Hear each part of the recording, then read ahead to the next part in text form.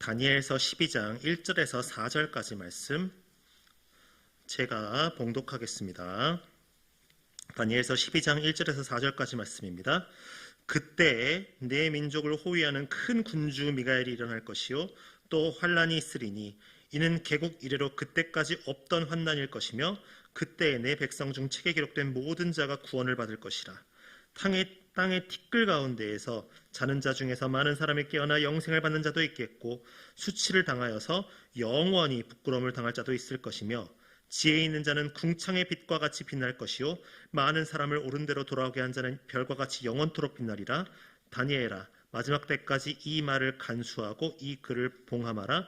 많은 사람이 빨리 왕래하며 지식이 더하리라. 아멘.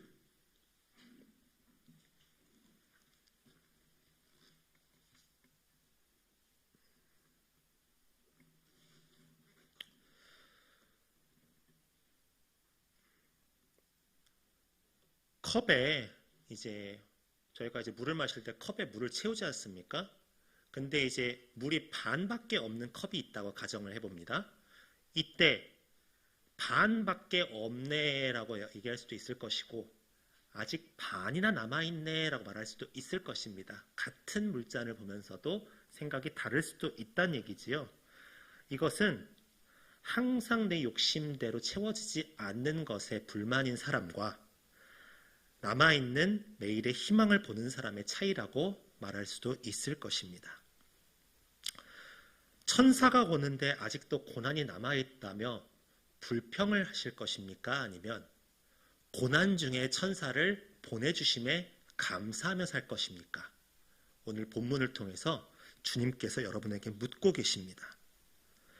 내게 주신 것은 주신 거고 내게 주신 것은 감사한데 아직도 내가 고난이 많이 남아있기 때문에 불평하는 사람이 있고 내 고난이 끝난 것은 아니지만은 내게 주신 은혜에 감사하는 사람이 있습니다. 누가 진정 하나님의 백성답게 살아가는 사람인지가 드러난다는 것이죠. 그러나 여기까지는 참 좋은 말인데 말입니다. 말은 쉽지 사실 이해가 전혀 안 되는 얘기지 않습니까? 오늘 1절에 보면은 천사가 왔습니다.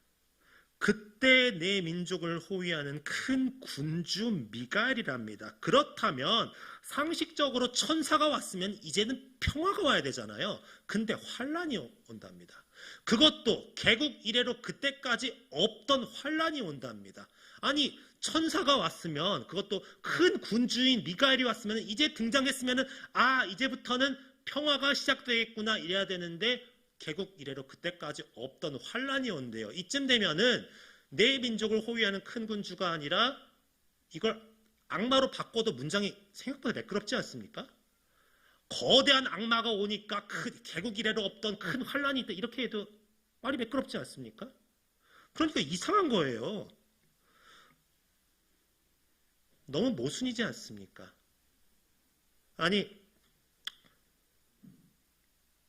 그런데 이게 저도 그렇고 여러분도 그렇고 모든 이들이 그렇습니다.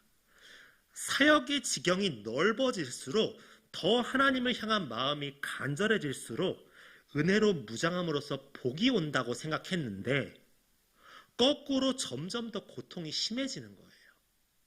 내가 사역을 더 깊이 할수록 내가 하나님을 알아갈수록 내가 말씀을 듣고 성령의 은혜를 받고 충만해질수록 내 고난은 점점 더 심해진다는 겁니다. 교회에서도 우리가 보통 시험 든다는 표현을 많이 쓰잖아요. 그냥 주일날 깔끔하게 예배만 드리고 휜 바람과 함께 사라지시는 분들은 시험 들 일이 없습니다. 평안해요. 느지막하게 와가지고 예배 잘 드린 다음에 바로 뿅 가시면은 아무 시험도 없습니다. 보통 시험 드는 분이 어떤 분들입니까?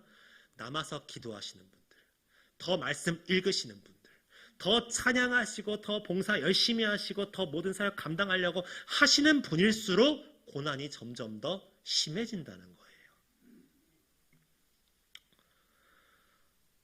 자, 교회가 하나님을 섬기는 모든 이들이 모인 공동체가 전부 다 교회라고 칭할 수 있다면 교회가 가장 큰 환난을 겪은 때가 언제입니까? 바로 그리스도가 오신 다음입니다.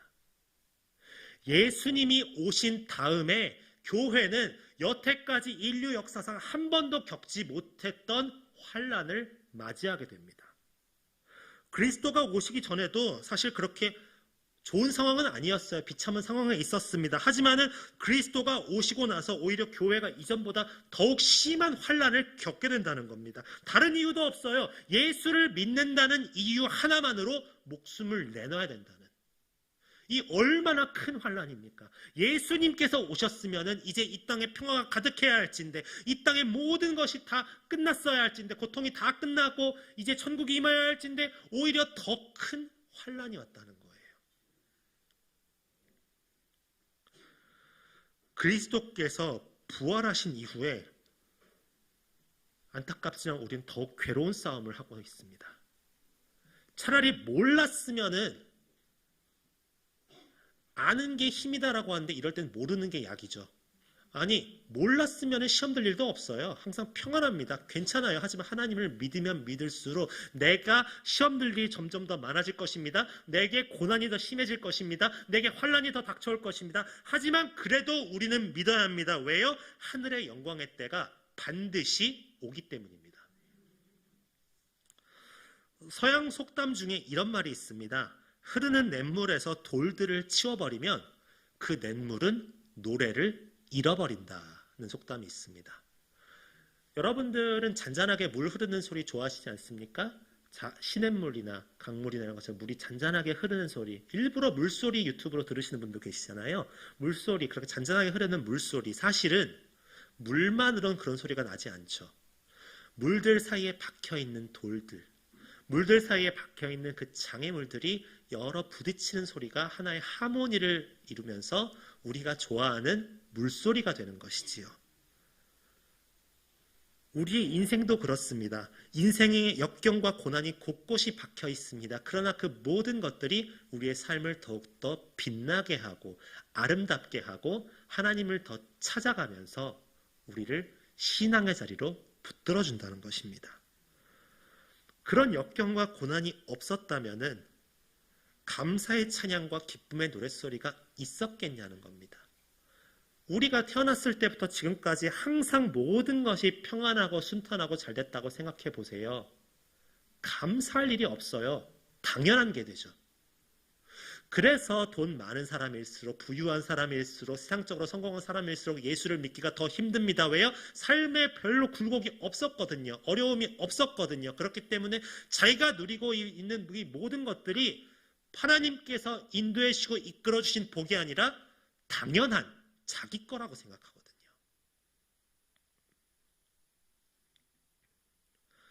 아무리 큰 절망과 고통이라 할지라도 믿음 안에서 하나님께서 함께 하시면 이겨낼 수 있습니다. 그러나 고난 가운데 그 문제를 안고 키워나가는 사람과 고난 중에도 찬송하며 하나님께 영광을 돌리며 그 고난조차도 하나님께서 허락하신 것임을 믿고 나아가는 믿음의 용사가 있다는 것입니다. 미래를 알지 못하고 욕망을 만족할 줄도 모르는 인간은 사실 언제나 원망뿐이어야 할 것입니다. 수많은 그리스 철학자들이 아무리 인간을 연구해도 답이 안 나오는 이유가 인간이 욕심덩어리들 죄악덩어리거든요.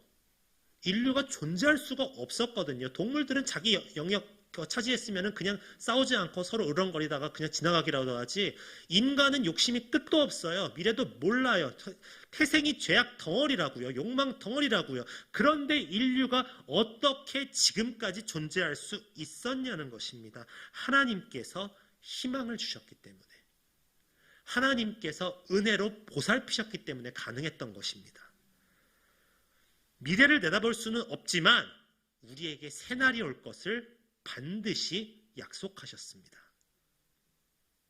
그러한 주님의 은혜 속에서 계속해서 인류가 존재할 수 있었던 것입니다. 성경 속에서 하나님의 손에 쓰임받은 인물치고 인생의 고난을 안 거친 인물이 없고 인생의 밤을 지나오지 않은 사람이 없습니다. 그들 또한 우리와 다를 바 없는 인간입니다. 그들이 뭐가 특별한가요? 뭐가 다른가요? 그들은 뭐 머리가 2개던가요? 팔이 4개던가요? 똑같은 인간입니다. 그러나 그들은 오로지 고난 중에 하나님을 찬양하고 하나님을 바라볼 수 있는 믿음이 있었다. 이 차이인 겁니다. 모든 사람이 인생의 밤을 한탄하는 그 시간에도 믿음의 기도를 드리고 희망의 노래를 부르는 사람으로 살아가야 할 줄 믿습니다. 성경은 우리에게 쉽게 지나가기 쉬운 책으로도 여겨질 수 있습니다. 이 구절은 왜 넣었지? 이 구절은 도대체 왜 들어갔지? 그냥 그래서 아무 생각 없이 쭈르륵 읽고 넘어가는 경우도 있어요. 안타깝지만 성경 일독할 때 한 번쯤 막히시는 구간이 있으실 것입니다. 이 구절 읽을 땐 집중이 안 되는 거예요. 특히 민수기나 레위기나 여기 읽을 때 1차로 고비가 한번 오실 것입니다. 생각보다 그 설명들이 저도 읽어봤지만 눈에 잘 안 들어와요. 그러나 성경 말씀 중에 허투루 쓰인 건 단 하나도 없다는 사실입니다. 오늘 1절 끝에요. 내 백성 중 책에 기록된 모든 자가 구원을 받을 것이라고 되어 있는데요. 이 시기에 하나님 백성이 아니면서 그분의 백성이라고 고백하는 사람들이 너무 많았습니다. 나는 이스라엘에서 태어났으니까 하나님 자손이라고 주장하는 사람들이 천지에 널려 있었던 시대였어요. 나는 교회 다녔으니까 예배 드렸으니까 하나님 자녀라고 주장하는 겁니다. 나는 교회에 왔어. 나는 하나님 앞에 예배를 드렸어. 나는 그러니까 하나님 자녀야. 나는 믿음의 가정에서 태어났어. 그러니까 나는 하나님 자녀야. 이렇게 주장하는 사람들이 이 시대에도 많았고 현 시대에도 많다는 사실입니다.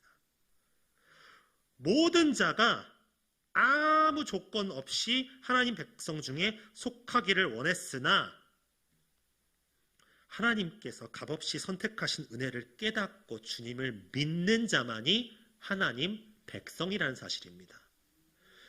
교회를 아무리 오래 나오고 내가 아무리 믿음의 가정에서 태어나고 내가 아무리 찬양하고 성경 읽고 기도하고 할 것 다 했어도 내가 주님께서 값없이 나를 구원하여 주셨다 이 사실을 믿지 않으면은 하나님 백성이 아닌 거예요.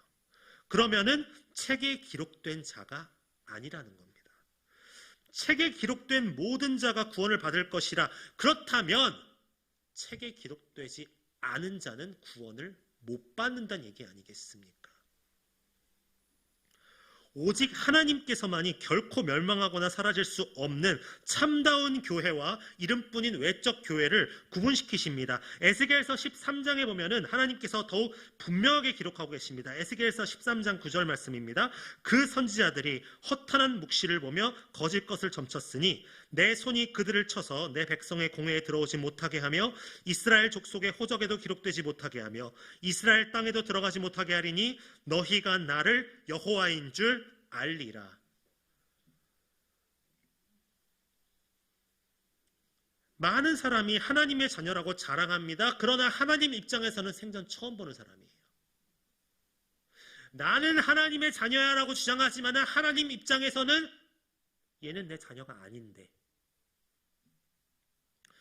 여러분들 앞에 생전 보지도 못한 그 청년이나 청소년이 나타나가지고 내가 당신 아들이에요. 내가 당신 딸입니다. 내가 당신을 찾아왔습니다. 내게 재산을 주십시오 하면 여러분들 입장에서 어떠시겠습니까?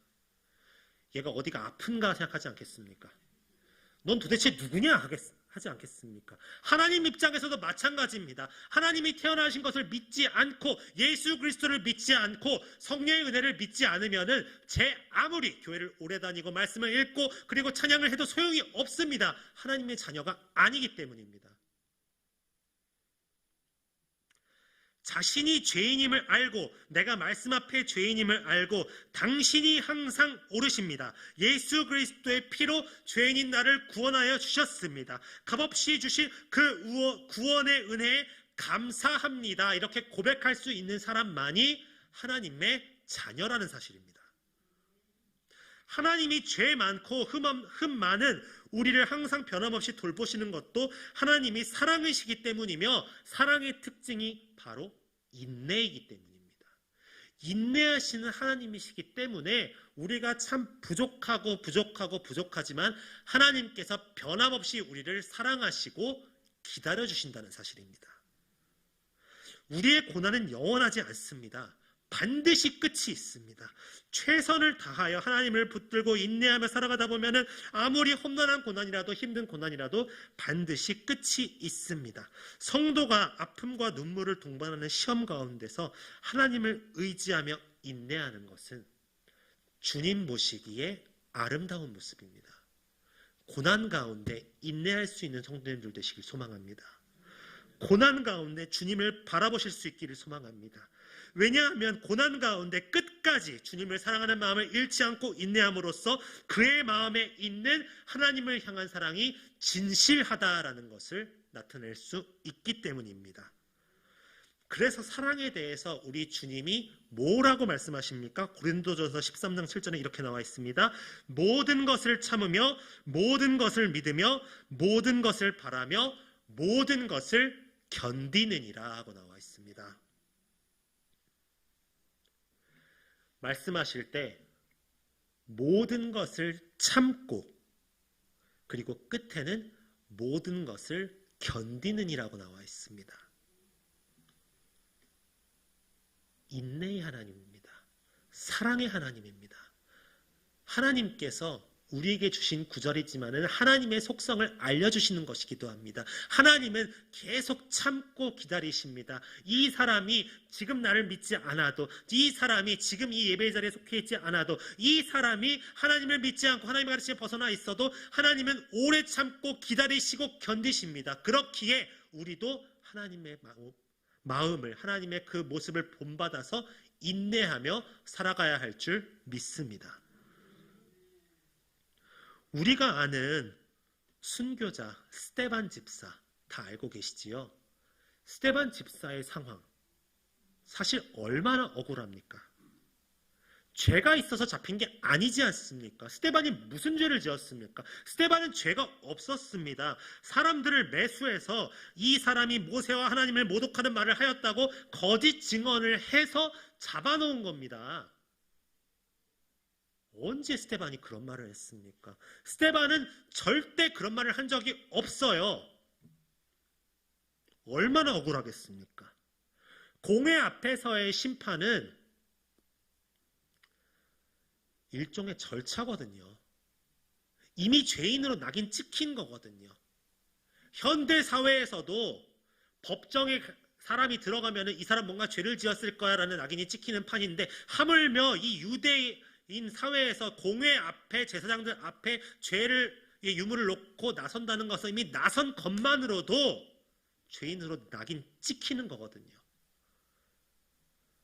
재판 결과에 따라 그 자리에서 목숨을 잃을 수도 있는 상황입니다. 얼마나 억울하겠습니까? 얼마나 분하겠습니까? 사람이 내가 저지르지 않았는데, 내가 한 말도 아닌데, 내가 아무 잘못도 저지르지 않았는데 억울한 취급당하고 죄인 취급당하면 누구라도 화가 납니다. 분합니다. 억울합니다.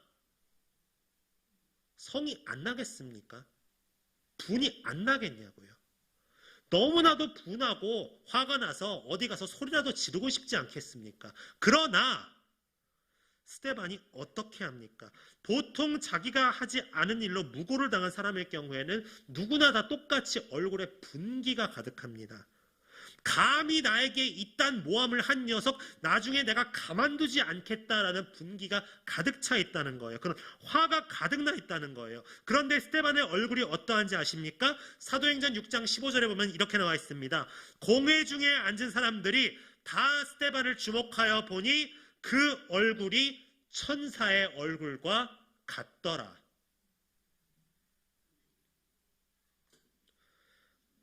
하나님을 알면 알수록, 하나님을 믿으면 믿을수록, 하나님의 음성을 들으면 들을수록 그 은혜가 본문의 스데반처럼 천사의 얼굴처럼 빛나게 된다고 성경이 증언하고 계십니다. 스데반이라는 이름의 뜻이 면류관인데 현재의 고난은 장차 있을 영광과 비교할 수 없다는 말씀처럼 하나님께서 그를 높이고 계셨습니다. 우리가 고난을 당하면 당할수록, 그러나 그럴 때 내가 세상 논리로 더 분기하고 분노하고 싸우는 것이 아니라 내가 고난 중에 있을 때라도 하나님을 바라보고 하나님만 의지하고 하나님의 그 말씀을 경청하고 이 고난조차도 내게 허락해 주신 고난이다 믿고 의지하며 나아간다면 어느 순간 내 얼굴이 천사의 얼굴과 같게 될 줄 믿습니다. 진정으로 예수 이름을 믿음으로 구원받은 하나님의 자녀임을 믿으시길 바랍니다. 그 책에 기록된 자가 되어 하나님께서 이 땅에 오셨을 때 아니면 우리가 하나님 앞에 나아갔었을 때 참 잘하였도다, 착하고 충성된 종아, 이 얘기를 들으실 수 있기를 소망합니다. 진정한 축복의 삶이라는 것은요, 우리가 기도할 때마다 그토록 많이 부르는 하나님 아버지가 있지 않습니까? 그 하나님 아버지를 정말 내 아버지로 인정하며 따라야 하는 것입니다. 고난 중에도 하나님을 바라볼 수 있는 믿음, 그 믿음의 삶을 보시며 하나님이 나를 기뻐하시는 은혜, 그 은혜가 우리 성북중앙교회 성도님들 가운데 계시기를 주님의 이름으로 간절히 축원합니다. 기도하겠습니다.